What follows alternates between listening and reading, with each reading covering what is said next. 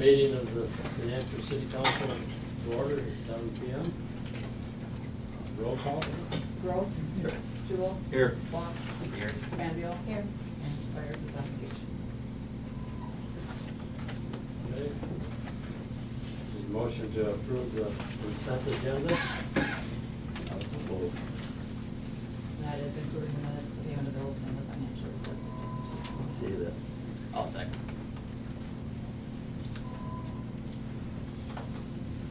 Motion is second. Further discussion? Call for the question. Grove. Aye. Jewel. Aye. Block. Aye. Aye.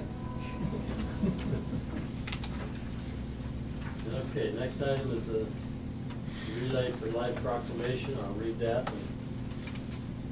Whereas Relay for Life is a fun-filled community event that mobilizes communities throughout the country to celebrate survivorship of cancer and raise money for the fight against cancer. And whereas the event touches people's lives in a very meaningful way and is an evening full of fun, camaraderie, emotion, and best of all, hope.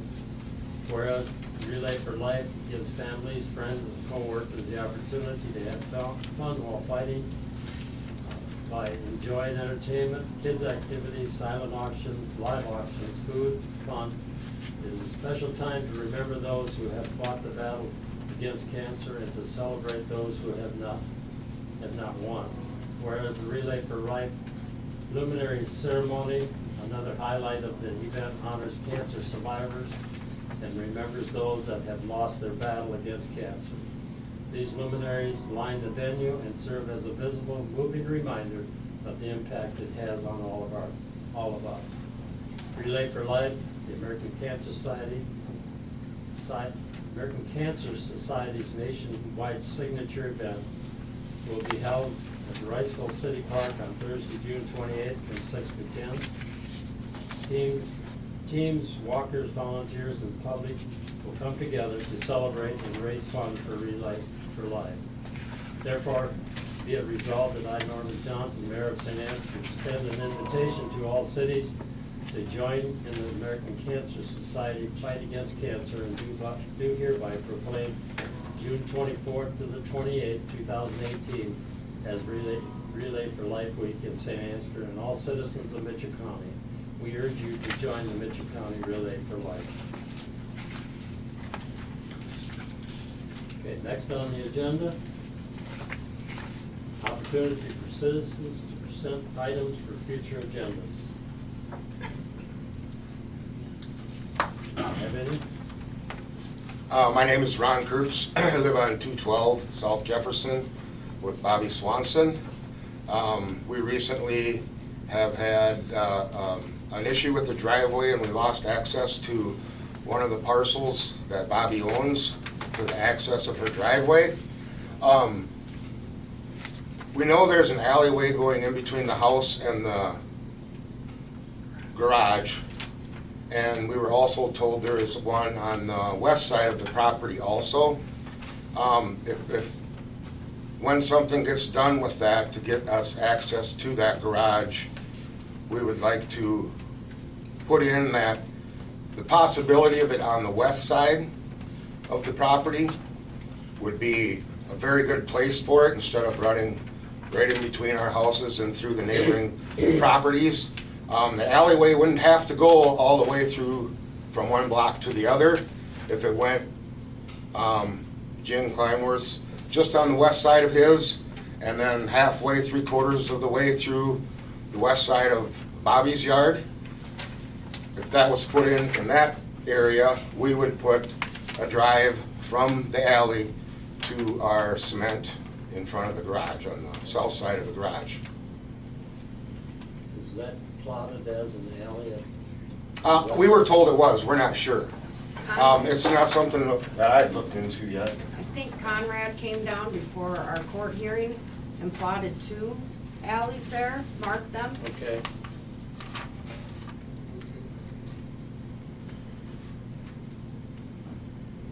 Block 30. Yep, block 30.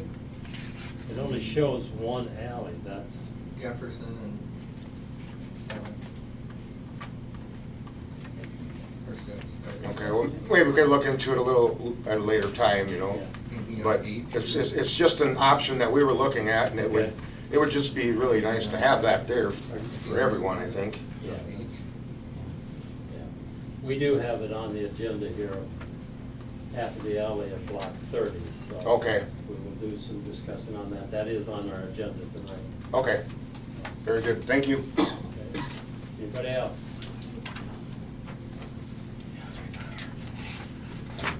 Okay. Moving on. Need to open a public hearing for the vacating of alley 60, is that block 64? Yeah. So, we'll open up the public hearing for that. Is there any written or voice comments on the closing of that? Received none? Okay. So we'll close the public hearing. We need a motion to do so for that. I'll make resolution 2018-21 to vacate alley block 64. I'll second. Have a motion and a second to vacate the alley 64? Block 64. Block 64. 64. Okay. Any further discussion, gentlemen? Okay, call for the vote. Jewel? Aye. Bach? Aye. Andrew? Aye. Roll. Right. Okay. Next is public hearing for the amendment to the Northwest Urban Renewal Plan. So we'll just open that public hearing. So and this has to do with Greenville, isn't it? Yeah. So any comments or anything on that? No written or verbal. So we'll just close the public hearing. Do you have anything on that, Joe? No, if you want a little background on it, I could talk to that. Okay. We'll hear that. That'd be good. Well, I'm Joe Meyer with North Iowa Area Council of Governments, and we were retained by the city council to amend your Northwest Urban Renewal Area to identify the project that was completed, and that was the Grain Miller multi-silo expansion that they completed. In order for you to offer some incentives to them for tax rebate, we had to identify it in the plan. It's a new transparency law that the state legislature has required. We did not amend the urban renewal area. All it was a matter of identifying the project to which you anticipate on incurring debt or an obligation. So we have prepared that amendment. We held a consultation session, invited the school district, county board of supervisors to attend. No one attended to represent either of those entities. And the bottom line with the urban renewal plan, it is anticipated the city will make a commitment not to exceed $1,331,115, which would be a 15-year tax rebate to grain millers. If that's a not to exceed amount. So after the public hearing closes, you'll be asked to approve a resolution amending that urban renewal plan. And then once the plan is amended, we will then move forward with setting a public hearing date for consideration of the development agreement, which will be the specifics of the dollar amount and the years that you're willing to offer grain millers for tax rebate incentives. So I would gladly answer. What was the number that Bob? $1,331,115. And that dollar amount includes approximately up to $6,000 worth of administrative fees for your bonding attorney and our agency to prepare the amendment. Thank you. Question for him? close the hearing? No, I do. Okay. So we'll close the hearing on the amendment to the Northwest Urban Renewal Plan 2018-22. Make a motion to present resolution number 2018-22 for approval. I have a motion and I have a second. I'll second. Okay, any further discussion? Hearing none, call for the question. Bob? Aye. Randall? Bill? Aye. Do we want to move the C up to Yep. this? I'm gonna change the agenda a little bit and bring the resolution for setting the public hearing of the development agreement 2018-23 up to this, put it in with this, since it all has to do with the same thing, so. We have Setting a public hearing date for next July. at the July meeting. Okay, do I hear a motion for that? I'll make a motion Okay. to set a public hearing on July 9th for 2018-23. One second. Okay. Any discussion? Is there any more you want to say on that? No. Okay. All right, call for the question. Julie? Aye. Randall? Aye. Bob? Aye. Aye. Motion carried.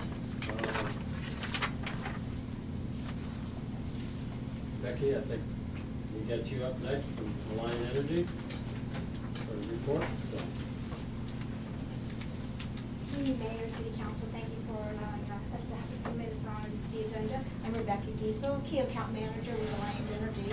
So I'm providing you our annual partnership report that we did back in 2017, just to give you some updates on where we're going through in 2018. On the economic development side, we supported $5,265, which includes the St. Ansgar Economic Development, Mitchell County Economic Development, Professional Developers of Iowa, and we are also one of the major sponsors of the SMART conference that this year was held on May 2nd in Des Moines. They have those annually, and I would highly recommend that you guys can break away next year to attend those. A lot of information that they cover. They actually have a special breakout session about upcoming legislations, things like that, to get you up to date.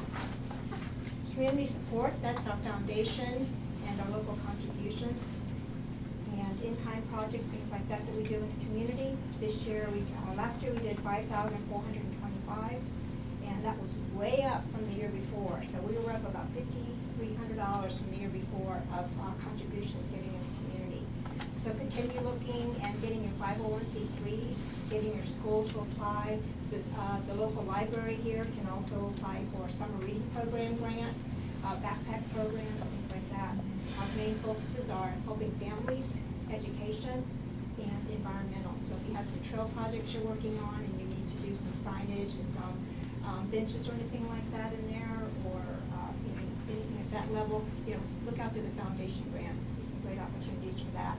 Any questions, you can always contact me, or it's also at the website. There's a phone number there too. We also offer up the branching out and the Operation Relief. Hopefully that'll be coming here in the community in the next year or two. And branching out is, we work with trees, the DNR, Trees Forever, and assist in, I think we've talked about this before, putting trees into the community to, especially with the ash coming up, in preparation for the loss of trees. As you know, we had that storm a couple weeks ago, so if you lost a lot of trees in your park areas or along your right-of-ways, branching out is a good opportunity to get those replaced. Energy efficiency.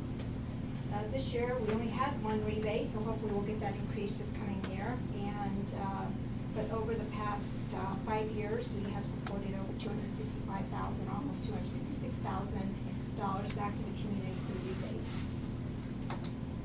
Infrastructure investments, and you've seen our crews were here a lot in the past year and a half.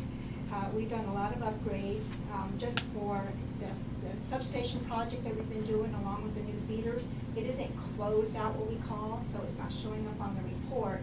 But other things that we did last year was over $500,000. When that project closes out and we get it finished on the books, it's gonna be over $5.2 million back into the community with upgrades to the feeders and 2 feeders specialized straight to grain millers, so we'll have redundancy to the substation. If we use one, we can get them switched to another, so we can keep them running 24/7. We have one other project going here in 2018, that's here in the downtown area, back towards the grocery store area, and we're gonna be investing about $175,000 into that upgrade there. Property taxes wise, go to Mitchell County is $120,000, and almost $27,000 of that comes straight into the community of St. Ansgar. And we are proud to say that we employ 7 people out of St. Ansgar, but we also have 2 that are not in that number. As you know, Jeff Anderson and Logan, very active in the community, and of course Sam Beaver, also on the volunteer department, very, very active in the community. So we're very proud to have, our crews and our staff living here in St. Ansgar. If there's any additional information that you need, you can go to the Alliant Energy website. There's a lot of links there, very easy to get through now. You can answer questions about some of the grants that I talked about and rebates, anything like that that you have in mind. So any questions?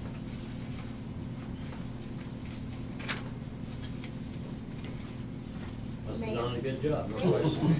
But thank you, I appreciate it. Thank you. Thank you. Thank you.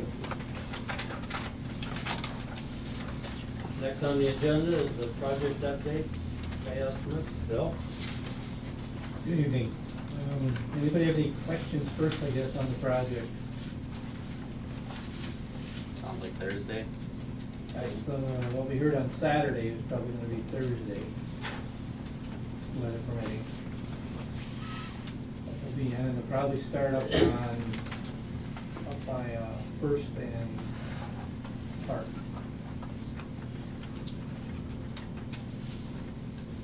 Have any kind of timeline on that?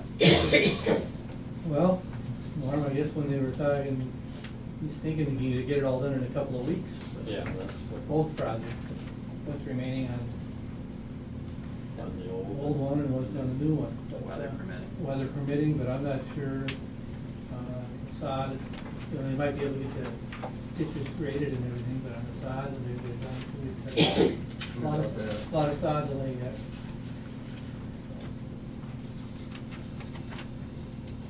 Unless he presses the sod a little more. pushing it down. But that's the latest we have based on our meeting on Saturday.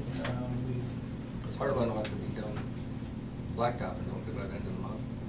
They would like to be, That's what I thought.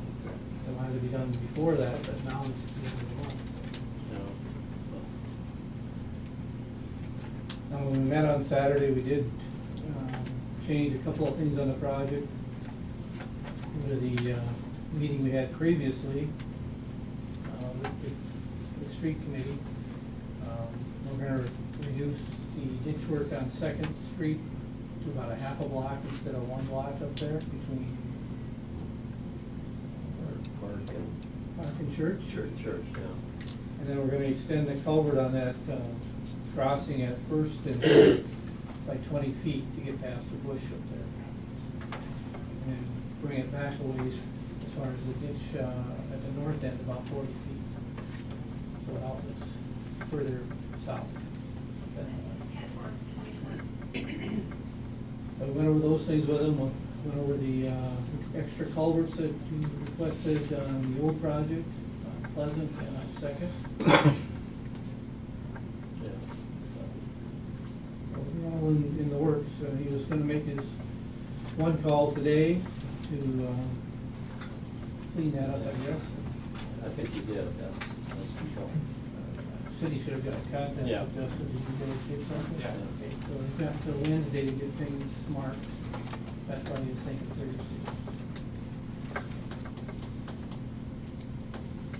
Now, as far as the pay estimate, which you have in front of you, we got here late because we didn't get it early enough to get here before Thursday, but they're requesting payment of about 6,000, or a recommending payment of about $164.36. That's basically for topsoil and sod work that's been completed so far on that project. Okay, if you had a chance to look at the sod work down on Center, 2 blocks have been completed. I think it looks pretty good. Up where they drove through it. I heard there was somebody drove, I didn't look at that, I heard there was somebody drove through it. This weekend, they cut the corner short. Yeah, I saw that. Throwing that up. I don't know what you do about that, other than put some barricades on the corners, I guess. But I thought it looked pretty good when I drove through it Yeah. on Saturday.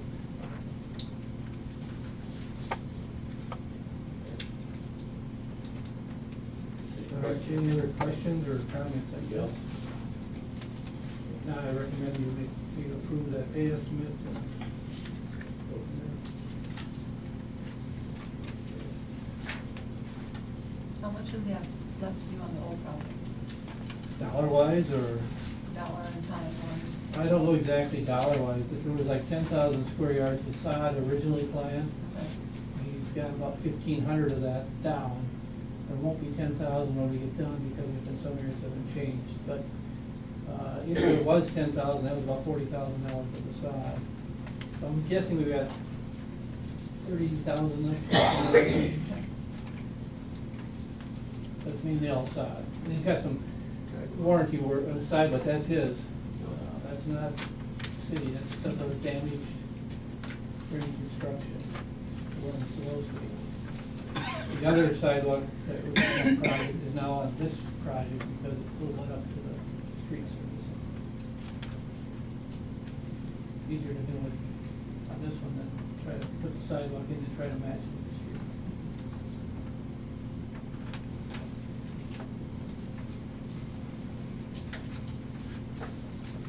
Anything else for Bill? Motion after the estimate. Okay. We get a motion to approve the estimate for the pay estimate for $6,164.36. Make the motion. Motion, here a second.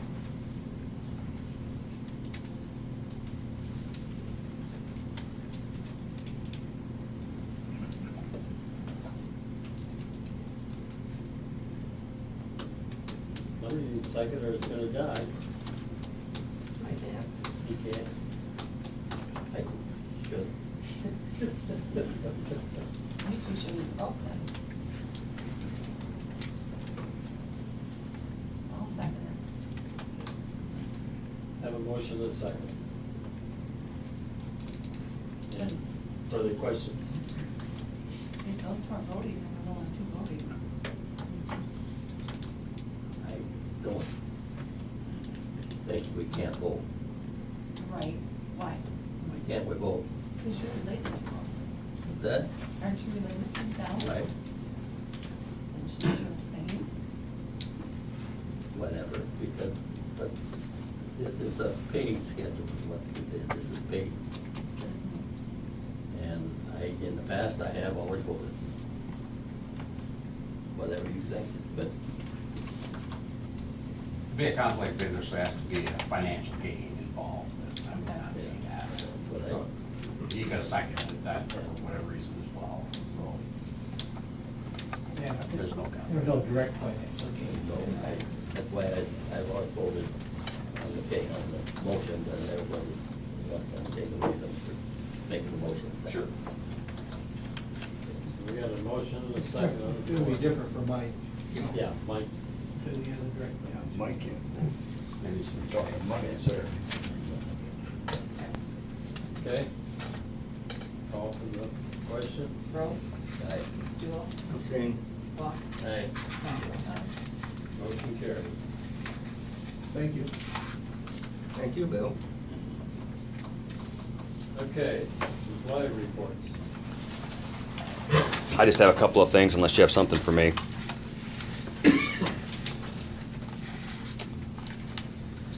The one thing is, I talked to John today from St. Ansgar Electric, and we thought with all the weather that we've been having, that we may in the next day or two, depending on when the weather is clear, just test our sirens quickly again, just to make sure everything is. I haven't heard of any issues, but on the other hand, I don't want that to be an issue when we really need them. So we may do that here the next day or two, just kind of really quick, flip them on, make sure all of them are working, and then turn them off. So if you hear that, just a quick test with all the bad weather we've had, and we thought we should do that, just to make sure.